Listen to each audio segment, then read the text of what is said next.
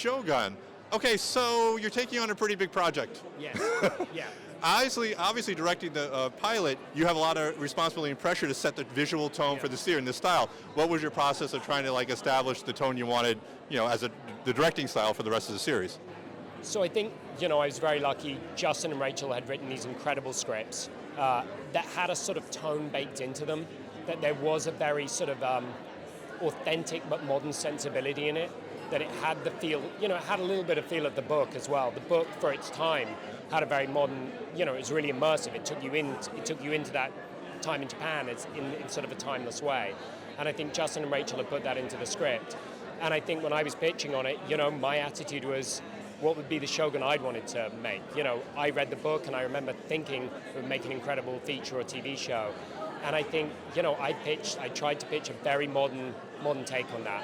Something that was incredibly immersive, and felt striking. And, luckily FX and Justin and Rachel were on board for that. The one thing I love about the series is you give time for scenes and characters to breathe and develop. It never feels rushed. Yeah. Do you like that, the pacing of it, where you got to get to really explore character in a way that other series don't allow you? Yeah. No, I love that. And like I say, that was very much implicit in the scripts, that they had this incredible rhythm to them. And I think what was also really interesting is the scripts had a different rhythm for Blackthorn as they did for Toranaga. Right. So the Japanese world in the opening episodes has a different rhythm. There's one that's sort of stately and moves in a different movement. And then on Blackthorn's side, there is this sort of frenetic pace. And I think that was really interesting to play with in camera, and how do we capture that feel in performance and camera and editing. And I know, even after I left, the editing process was really about that rhythm, not least in the first one, but as they went through, so how do you find that pace, let moments to breathe, let moments to live with them, and then still have it sort of, kinetic enough for the audience to be brought forward. Now, we know Anna's a terrific actress, Lady Morocco. We love the character. What is special, do you think, about working with her that she brings, as an actress to the show? I mean, look, Anna was incredible from her audition onwards. I remember 1 minute into Anna's audition, I was texting the showrunner saying we'd found Mariko. I was texting Justin going, that's it, we found it. You're going to get these tapes in 10 minutes, and these are amazing. And she was incredible. She was so intelligent, so thoughtful, and that is a very, very difficult part. That is a part where, it could be played just very austere, and instead Anna brought this warmth and fierceness and intelligence and smarts, and it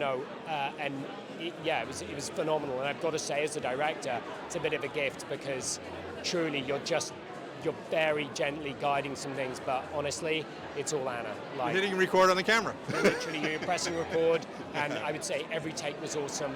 It was, and what's incredible as well is when you have people like Hiro and Anna and Tad, when you have those people involved, they are so smart that everyone else's game is raised.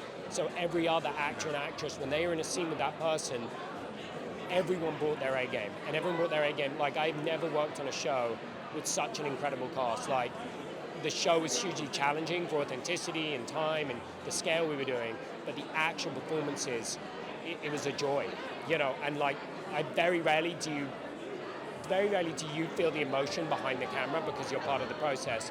But in this case, I genuinely choked up sometimes, and it was phenomenal. What was your gut reaction when you first read the script of your episode? I was blown away. I think I was mesmerized. I was excited. I was nervous. I really, really loved the story. Also, having read the other episodes, I saw there was a chance to explore a gaze and a feminine universe that was so powerful but yet so behind the scenes. So I felt very excited. Now, one of the challenges I'm assuming is you had multiple storylines and flashbacks. How was navigating all that, in your episode? Well, it was great because Justin and Rachel, they gave us a lot of freedom, and they were very confident on trusting us and whatever our vision was. So I wanted to treat the flashback as its own little story, like a little short film. We even changed lenses for that.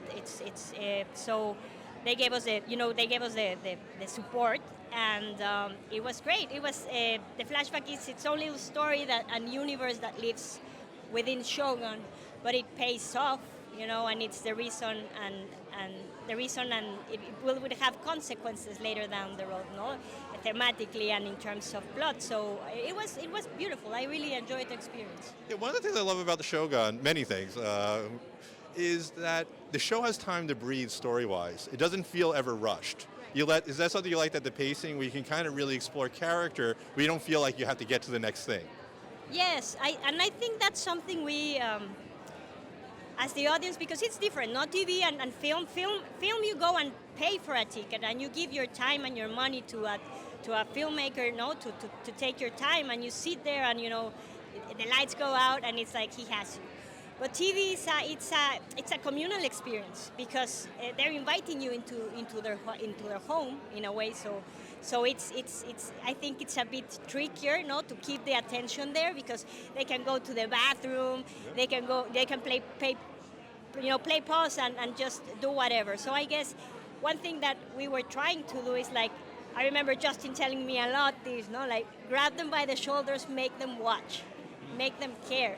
And I think it's something we all try to achieve, and it paid off. My favorite sequence is when Lady Mariko was trying to escape. Yes. And the pain of her, the fierceness, but the pain of her being trapped. Yeah. What was your process working with Anna to try to create such a pivotal moment? Well, Anna is an unbelievable talent, and she that episode had been coming for a long time, and she couldn't have been more prepared. Meaning, it was an episode that stood unique in all of the 10 in terms of her, basically her character arc. Sort of landed in that episode in such a way in which she had to be so completely firm and convicted in her mission, but also we had to know her humanity. We had to understand what she was experiencing, and so that was the thing for her coming into that episode was, how does my vulnerability in certain sequences come through while the strength of conviction that I have is effectively the overriding theme.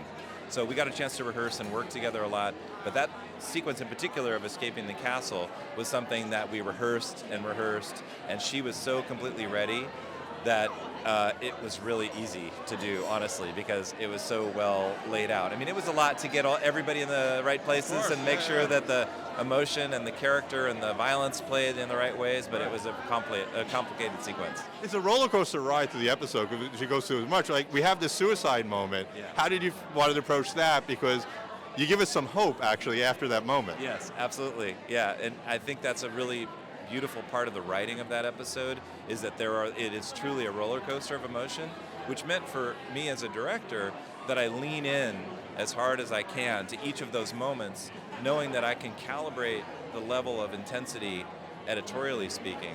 So we went all the way with seppuku, we went all the way with escaping the castle, we went all the way with escaping the castle. So, and then in editorial, we had the good fortune with wonderful editors to be able to kind of like regulate how hard we were going to hit each individual moment. And obviously, how difficult was the day the explosion? How was that emotionally, and a director to direct? Incredibly difficult. Like a lot of things, it landed at the end of the schedule. There was a lot of people in that scene. There was a lot that had to happen in that scene. And so for me, the hard part was like being able to, like, on a normal day of shooting, which this landed on a Tuesday or whatever, right? To be able to sort of like truly be in that moment and sort of feel it. But I think Anna had a lot of really strong feelings about how to do it. And so that was great to have her support. But in addition to that, we did a bunch of different sort of interesting camera tricks and things like that in order to make that sequence work. So it did last over a few days, but it was quite an intense moment. As our final question, generic question about Shogun. One thing I love about the show, it lets the characters breathe a little. Yeah. It never feels rushed. It's something you enjoy as a director. Like, you don't have to get like 20 big action sequences done. It's more of like the character growth, and then the action is part of it. Absolutely, that's my favorite part too. And I think that, like, it being a historical epic and having the sort of like contextual historical information sort of as a fellow storyteller in the story, that lends itself a lot of the times to be able to sort of like live in those moments, because there's so much to see and experience that the characters' stories can really kind of like find their way into the scenery. They can find their way into like, so to me, what I love about it, and the reason why I think the pacing was an important thing, because believe me, I wasn't looking to slow things down. I was always looking to keep things paced and entertaining, but we regulated that in editorial as much as we could, sort of like let things breathe when they needed to, and that's incredibly gratifying for a director to have to do that and not constantly be rushing through everything. So I love Shogun because of that. It afforded me that opportunity.